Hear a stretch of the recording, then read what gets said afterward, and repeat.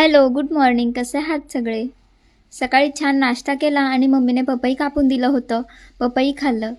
गोड खाल्लं की चहाची इच्छा होत नाही, म्हणून मी सकाळी पण काहीतरी गोड खाऊन घेते. मम्मी स्वयंपाक करत होती आणि मी मम्मीसोबत गप्पा मारायला उभी होती.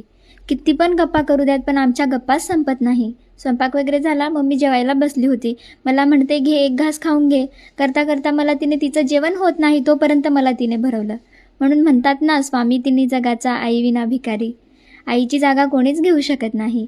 आणि हा ड्रेस मला माझ्या पप्पांनी आणला होता, जेव्हा ते गोव्याला फिरायला गेले होते तेव्हा, आणि तो मी आज पहिल्यांदा घातला. मकर संक्रांतीच्या दिवशी पतंग उडवायचं काय मला जमलं नाही, म्हणून दादूने आज मला पतंग उडवायला दिली आणि आज मी बराच वेळ पतंग उडवली होती. आमच्या शेतात ऊस काढायचं चालू आहे आणि पप्पांनी बऱ्याच दिवसापासून ऊस आणून ठेवलेले आहे आणि त्यातला मी एक घासही तोंडात टाकला नव्हता, म्हणून मम्मीने आज मला जबरदस्ती ऊस खायला दिला.